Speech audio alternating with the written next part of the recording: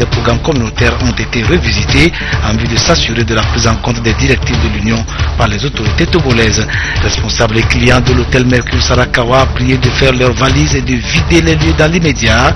Une décision prononcée par la justice togolaise sur saisine du gouvernement ordonne l'expulsion du groupe Accor, gérant de l'hôtel, pour non-respect des clauses du contrat de gérance qui le lie à l'État togolais.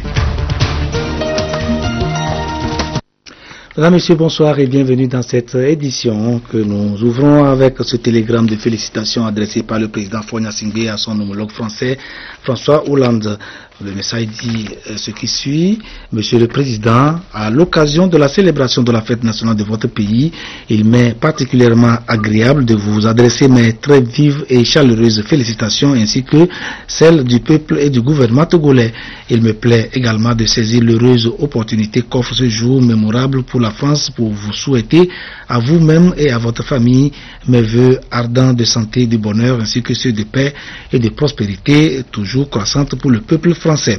Je voudrais me réjouir par ailleurs de la qualité des liens historiques d'amitié et de coopération qui existent si heureusement entre nos deux pays et saluer particulièrement l'engagement de la France en faveur de la paix dans le monde et surtout sur le continent africain. Je vous prie d'agréer, Monsieur le Président, les assurances de ma très haute considération. Signé Faure Esozimna Gnassingbé, Président de la République togolaise. Et voilà 2014 en pays Kabylie, les arènes se sont animées pour la troisième journée consécutive sur les différents sites. Empoignades sur fond de chants et danses traditionnelles pour la finale dans le canton de Tchitchaou et la suite des préliminaires à Pia. Nos techniciens sont à pied d'œuvre pour nous acheminer les images par voie d'internet. Si tout se passe bien, nous les aurons dans le courant de cette édition. Le Premier ministre Kwesi Selagodji Ahumezunu a rencontré cet après-midi à la primature la coordination des centrales syndicales, à savoir la CNTT, la CSTT, l'UGSL, le GSA, l'UNCIT, la CGCT et la synergie des travailleurs du Togo. Les discussions ont porté sur l'amélioration des conditions de vie et de travail des fonctionnaires togolais. Les discussions se poursuivront dans les prochains jours. La Commission de l'Union économique et monétaire ouest-africaine a présenté aujourd'hui à Lomé la première revue annuelle du processus d'intégration de l'Union. Les différentes réformes économiques et les programmes communautaires ont été passés au peigne fin en vue de s'assurer de leur prise en compte par les programmes togolais.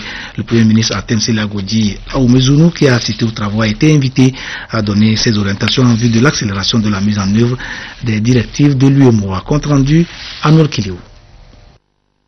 12 textes sur 20 sont appliqués au Togo suite à l'évaluation faite par la commission de l'UEMOA.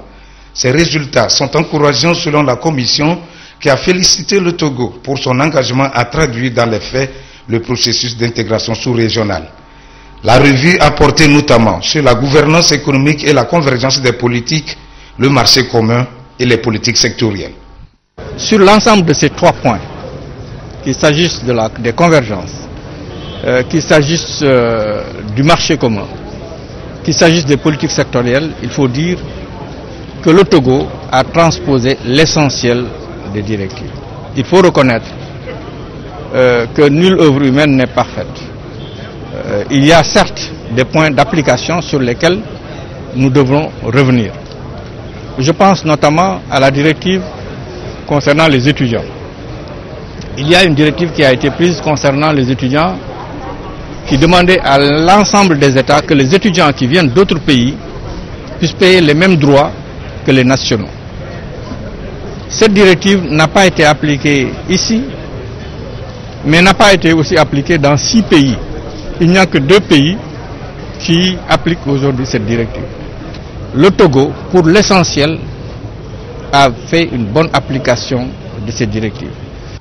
Les revues annuelles de l'UEMOA sont initiées par le chef de l'État togolais, Faure Esozimna Gnassingbé, au cours de son mandat à la tête de l'institution.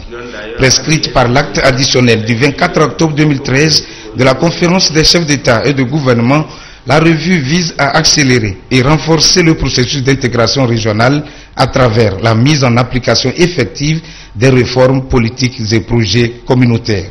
Il s'agit là d'une ambition noble et d'un défi important à relever, selon le Premier ministre Artem Selagodji Ahumezunu, afin de donner plus de visibilité aux actions de l'Union dans les États membres.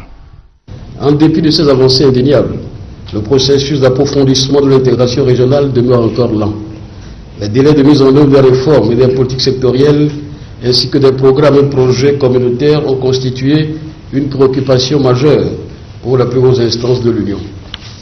C'est pour cette raison que le 6 juin 2012 à Lomé, les chefs d'État et de gouvernement de l'Union ont jugé nécessaire de donner plus d'impulsion politique au processus d'intégration en instituant une revue annuelle des réformes dans les États membres de l'Union à l'occasion des rencontres placées sous la conduite des chefs de gouvernement. Comme vous avez dû le constater, vous et votre équipe technique, Monsieur le Président, les structures et services nationaux compétents ont été mobilisés, de même que les ministres sectoriels autour du ministre de l'Économie et des Finances pour un bon déroulement de l'évaluation. C'est la preuve que le Togo reste mobilisé et disponible à cette revue, dont la finalité est l'accélération de la mise en œuvre des actes communautaires et la captation des gains de l'intégration, notamment des points de croissance supplémentaires, la compétitivité et la diversification des économies de l'Union, particulièrement celle du Togo. L'objectif des revues annuelles organisées par la Commission de l'UOMOA est de permettre aux populations de l'espace de bénéficier effectivement des fruits de l'intégration en tirant le meilleur profit des réformes politiques, programmes et projets communautaires. Tout pays membre d'une organisation régionale, sous-régionale ou internationale est tenu de mettre sa législation nationale en conformité avec les règlements de cette organisation et de se conformer aux directives émises par celle-ci. C'est donc le cas de l'UOMOA, dont les directives, lorsqu'elles sont respectées par les États membres, ont des impacts remarquables sur leur fonctionnement. Le Togo, par exemple, doit ses avancées en matière de régulation des marchés publics, de réduction de la pauvreté, de création d'emplois, notamment aux réformes que les autorités ont mises en œuvre suivant les instructions de l'Union. C'est ce qui ressort du reportage que nous allons suivre, réalisé par Rachel Aoukou.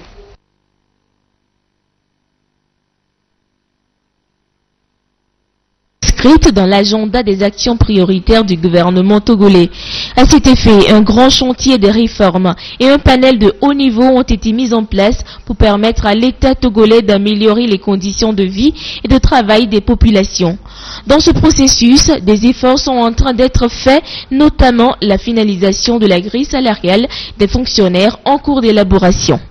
Nous sommes en perpétuelle discussion avec les syndicats qui négocient perpétuellement la hausse des salaires. C'est une bonne chose, c'est une revendication que nous comprenons, mais si on ne maîtrise pas ces revendications, les revendications de ce genre, ça entraîne toujours un dérapage. Donc l'Union économique monétaire ouest-africaine a adopté un critère de convergence exigeant que la masse salariale soit pas au-dessus de 35% des recettes fiscales. C'est ce critère de convergence qui nous permet aujourd'hui de mieux maîtriser la masse salariale. Cela va dans l'intérêt du budget, mais cela permet également au gouvernement non pas de négliger les travailleurs, mais de faire en sorte qu'il n'y ait pas de déséquilibre entre la masse salariale et les dépenses d'investissement. Ces avancées se concrétisent également par une amélioration du cadre macroéconomique avec des politiques orientées vers la sécurité alimentaire, l'investissement dans les infrastructures et l'exploitation des ressources naturelles. Le Togo a également fait un pas de géant dans l'assainissement des finances publiques. Les efforts que nous avons investis ici au Togo depuis pratiquement 3 à 4 ans dans le domaine de l'assainissement des finances publiques, assainissement qui se poursuit avec la création de l'OTR et de pas mal de choses. Aujourd'hui, le Togo a réussi à améliorer sa performance dans le domaine de transparence en matière de gestion des finances publiques. Donc c'est une très bonne chose. Nous allons devoir renforcer les acquis et faire l'effort d'aller un peu plus en avant en matière de restauration de l'orthodoxie et de la transparence dans les finances publiques. En matière de réduction du taux de chômage, tout un ensemble de programmes pour l'emploi des jeunes a été élaboré, notamment Provonat, Aide, Faège. Plus de 127 000 emplois ont été ainsi créés de 2008 à 2013 et plusieurs chantiers de développement sont en cours à travers la mise en œuvre de la stratégie de croissance accélérée et de promotion de l'emploi SCAP. L'autorité de régulation des marchés publics organise à l'intention de 300 opérateurs économiques une formation sur les recours et le règlement des différends. Une session de 2 semaines pour permettre aux participants de mieux appréhender les faits et ou les décisions de l'autorité contractante susceptible de faire l'objet de recours, les conditions requises pour l'exercice d'un recours, les étapes successives du traitement d'un recours, etc. Précision, Charlotte Oussimi. L'application erronée des dispositions qui encadrent l'exercice du recours a pour résultante le non-aboutissement des requêtes des opérateurs économiques et la perte des contrats. Une situation qui n'arrange pas les acteurs de la commande publique et handicape la politique de développement du gouvernement togolais.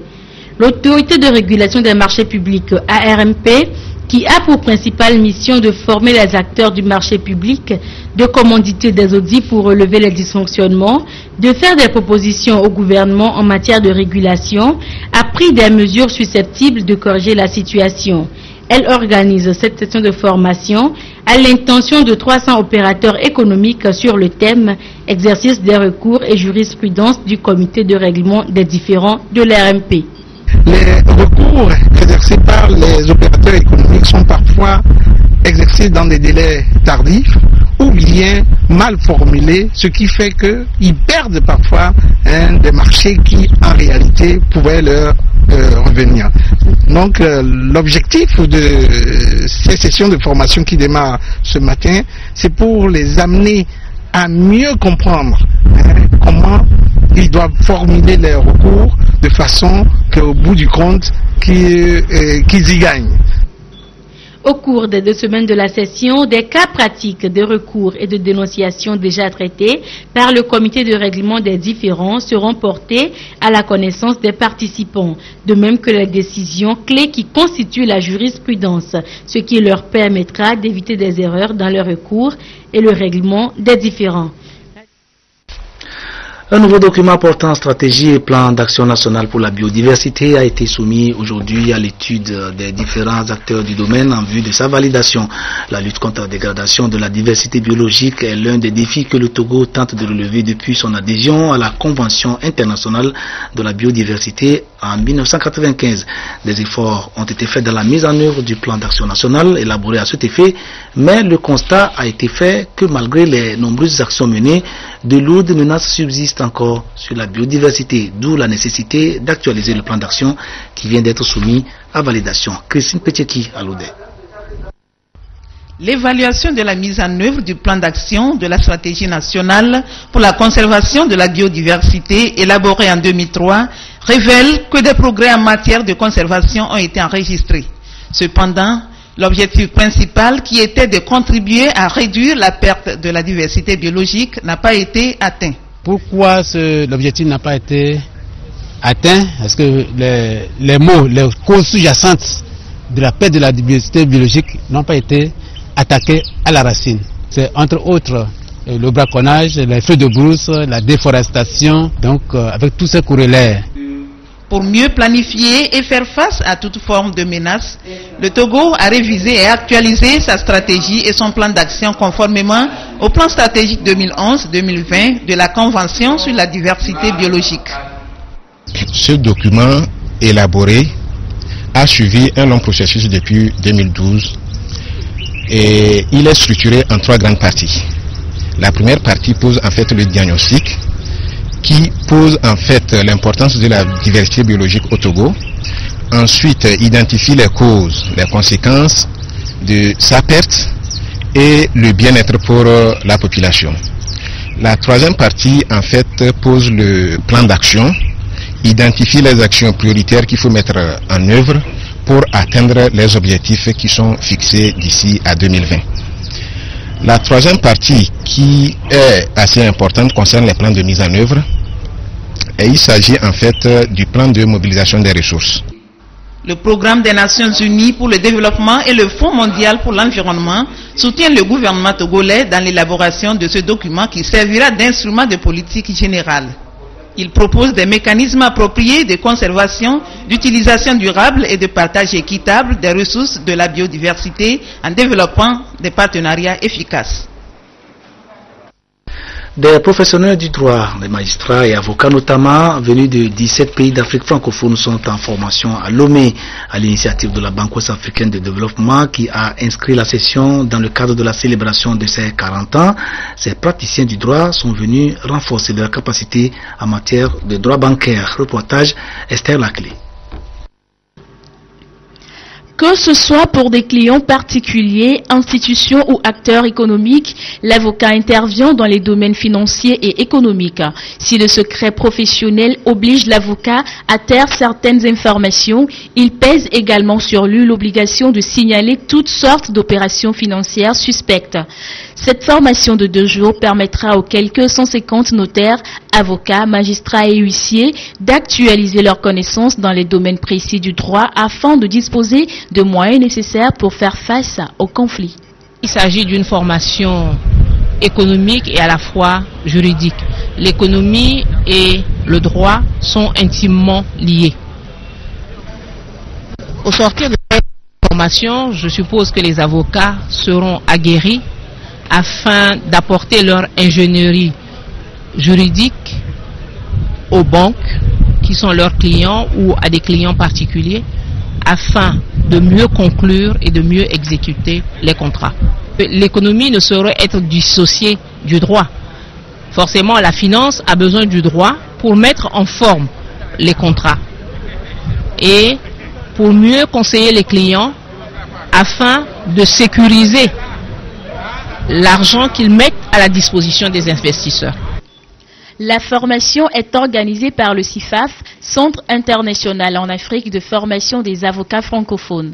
Le dit centre a profité de la tribune de la célébration des 40 ans de la BOAD pour réunir ses professionnels de droit. La formation sera axée sur la déontologie et la pratique professionnelle en droit des affaires au sein de l'espace UEMOA. Le blanchiment d'argent, les avocats doivent tout faire pour que cela ne se passe pas. Et notre déontologie met un accent particulier sur ce point. Donc il y aura également des thèmes sur la gestion de la dette, sur le rôle de l'avocat dans la conclusion des contrats publics. Nous avons aussi la sécurisation, les engagements, comment les avocats peuvent accompagner les États, comment les avocats peuvent accompagner les institutions lorsque ces institutions vont solliciter des prêts. Le CIFAF assure 2 types de formations, des formations initiales de fin de stage et des formations continues.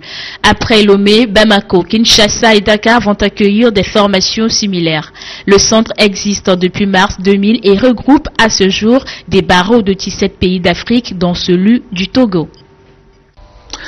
Et voilà un pays cabier, je l'annonçais tout à l'heure dans les titres. Les lutteurs du canton de Tchitchao ont livré leur dernier combat aujourd'hui en présence du président de la République et d'une foule de parents, amis et spectateurs venus d'horizons divers. De Kara, nos envoyés spéciaux et Soham Teuteu et Nostel Mouzou.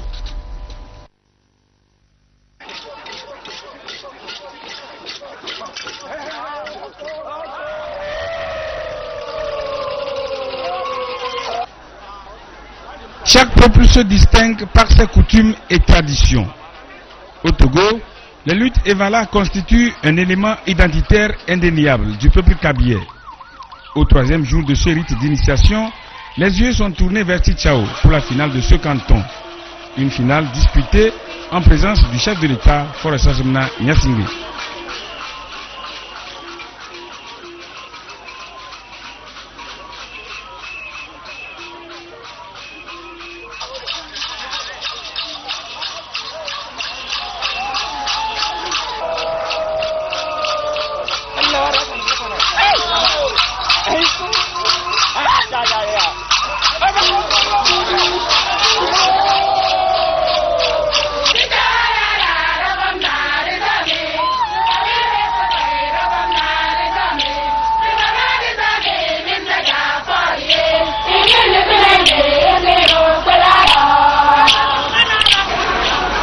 Après les salutations d'usage, l'arbitre a exhorté les lutteurs au fair play qui doit être de règle.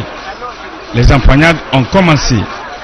À Tchitchao, les lutteurs en rouge sont de la coalition Bou et Fatou. Ils affrontent ceux de Kekbelen, Lou et Hazé en blanc.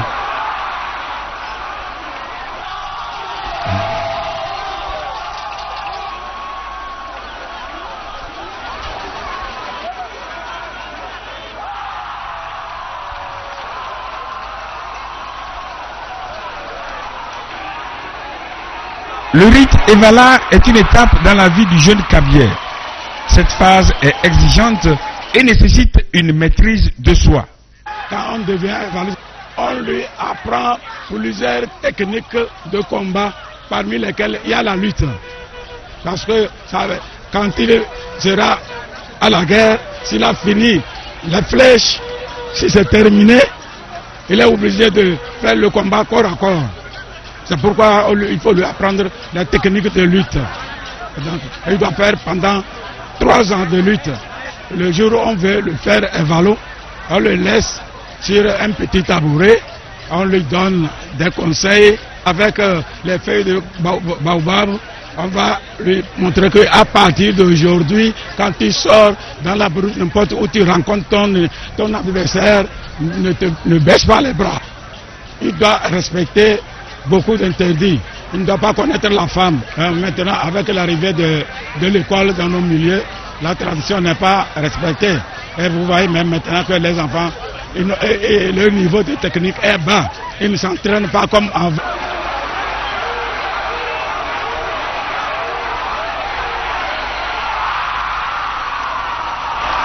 Ce qui fait le spectacle au niveau des Evala, c'est la technique.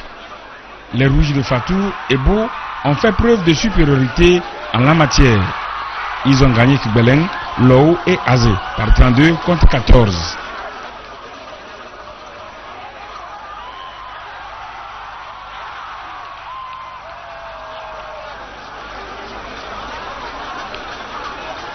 Les non-initiés, les Ahosa de Kibeleng, Lou et Azé ont pris la revanche de leurs aînés. Ils ont battu les Rouges par 37 points contre 35.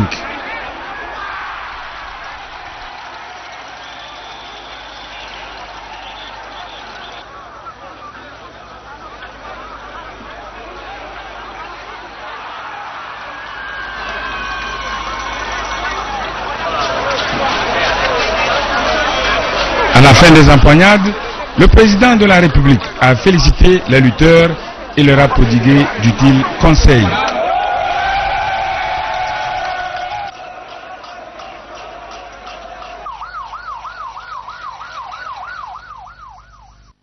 Quelques petits problèmes au niveau du son et des images, si vous l'avez remarqué, veuillez nous en excuser. Castagnette, tam-tam, chant et danse, c'est à cela que s'est résumé le rituel Evala à Tchare et à Pia en ce 3e jour des cérémonies traditionnelles.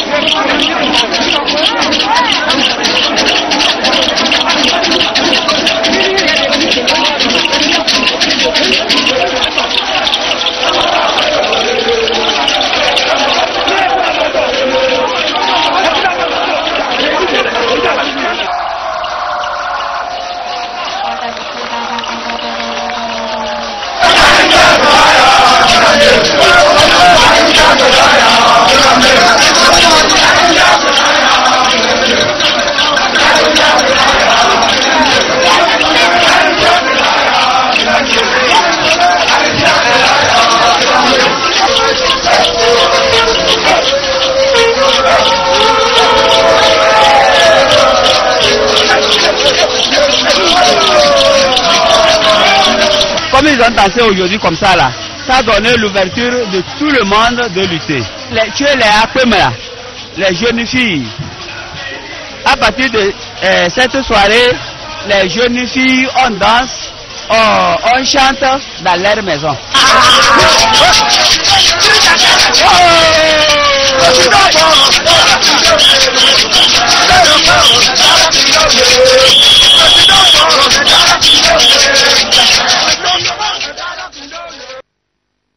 Il y a eu aussi les préliminaires dans le canton de Pia. Si les conditions techniques nous le permettent, nous pourrons vous proposer les images de ces empoignades.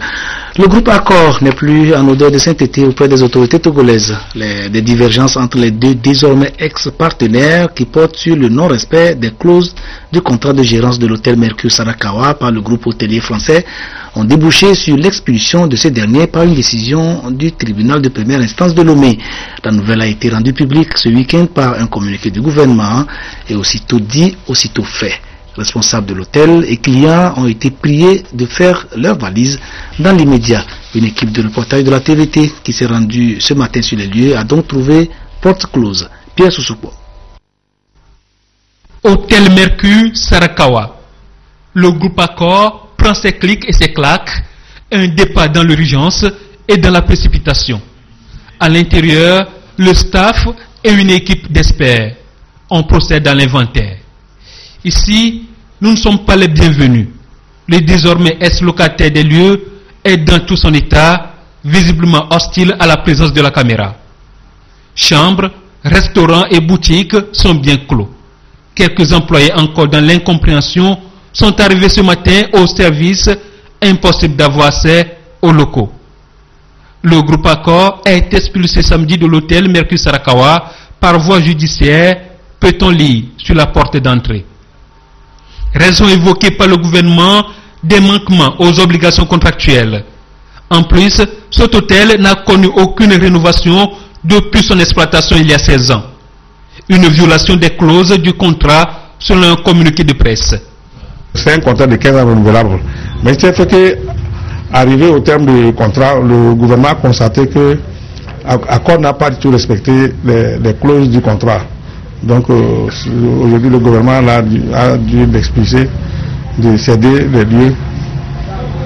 Et c'est ça qui fait aujourd'hui on est là où nous sommes arrivés. Les clients aussi souvent se plaignent de l'état des chambres parce que ce n'est pas, ils ne savent pas ce qu'ils attendent. Les responsables du groupe Accord ont contesté par communiqué la saisine par l'État togolais du tribunal de première instance de Lomé ainsi que la décision rendue. Le vin étant tiré, vont-ils le boire?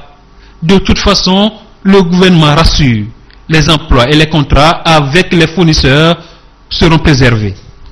Et le gouvernement a envoyé son représentant nous rassurer que nous allons continuer par travailler, qu'il n'y aura pas de problème. Mais aujourd'hui, si nous sommes à la maison, c'est parce que on doit faire l'inventaire de l'hôtel. Donc l'inventaire doit se faire pour qu'on sache exactement ce qui reste, que le gouvernement sache exactement ce qui reste avant qu'on ne puisse reprendre le boulot. Et toutefois, le gouvernement nous a rassuré que les salaires sont garantis à la fin de ce mois, donc de ne pas paniquer. Selon le communiqué de presse, l'État a décidé de lancer un appel d'offres pour confier la réhabilitation de l'hôtel et son exploitation à un opérateur de renommée internationale dans la catégorie luxe. Une délégation de Plan Japon était hier en visite dans la préfecture de Tchaoudjou. Les membres de la délégation se sont rendus notamment à Kadambara où ils ont échangé avec les bénéficiaires de projets financés par leur organisation. Une célèbre athlète japonaise figurant dans l'équipe, c'est donc en toute logique que l'entrée dans le village s'est effectuée au pas de course. Reportage Lamarck Bojora. Cette course à travers les artères du canton de Kadambara entre dans le cadre des activités inscrites au programme de la tournée de la délégation de Plan Japon au Togo. Cette délégation composée de 3 membres, y compris la célèbre championne japonaise du marathon des Jeux Olympiques 1984 à Los Angeles aux États-Unis, a été accueillie avec des louanges et des danses à Kadambara pour tout ce que Plan Japon fait dans la localité. Ce que Plan fait pour les enfants togolais, c'est immense. Plan Togo a réalisé un dispensaire et le USP qui est là. Sur le plan scolaire même, non seulement pour les bâtiments, comment équiper les enfants pour aller dans de bonnes conditions à l'école, la distribution des fournitures, pour ne citer que cela. Visite d'échange de la délégation de Plan Japon. Cette ONG japonaise intervient au Togo à travers les projets promotion du leadership des filles à travers le football et promotion des droits des enfants handicapés RBC. finance beaucoup de projets de filles. Alors je suis venu pour voir comment ça se développe pour faire un rapport au conseil. Je représente le conseil. Je suis venu voir comment les filles se développent au pays. C'est le leadership de filles, le progrès qu'elles ont fait depuis là. Le plan est une fédération d'organisations qui sont dans 72 pays maintenant. Donc nous avons 22 pays qui sont en train de mobiliser les fonds pour soutenir les programmes dans les 50 autres. De temps en temps, il y a des personnes qui viennent des pays qui donnent le soutien vers les pays qui mettent en œuvre le projet. C'est dans ce cadre que celle-ci est venue. Par exemple, nous avons le projet de réhabilitation à base communautaire des enfants handicapés sur lequel le plan Japon nous donne chaque année 200 millions pour mettre en œuvre ce projet. La délégation était également à Cassena où un match féminin a été organisé dans le cadre de la promotion du leadership des filles à travers le football. Ce match a opposé les joueuses de Tchamba en vert à celles de Cassena en jaune-bleu. Au finish, ce sont les joueuses de Cassena qui remportent le trophée en battant au tir au but leurs homologues de Tchamba par 4 tirs à 2 temps réglementaire, 1 but partout.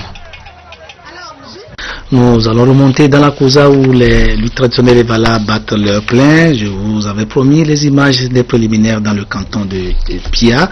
Eh bien, les voici.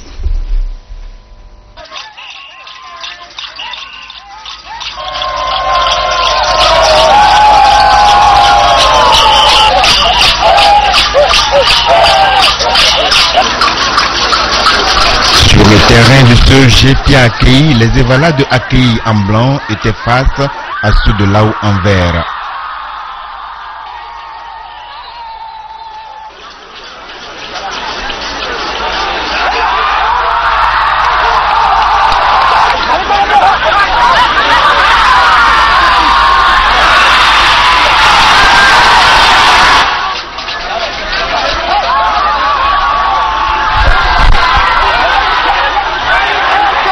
Cette rencontre qui tient lieu de préliminaire a été remportée par les Verts avec un score de 13 contre 11 pour les Blancs.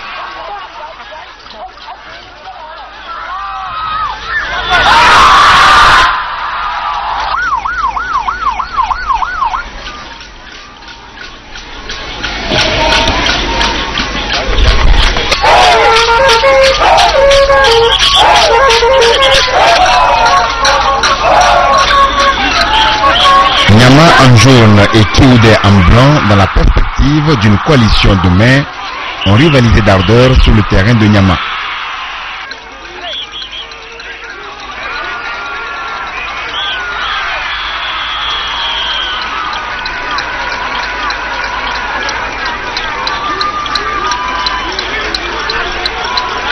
Score final, Nyama 12, Kioude 11. Chez les Arrosa, Nyama l'emporte toujours par 12 contre 8 pour Kioude.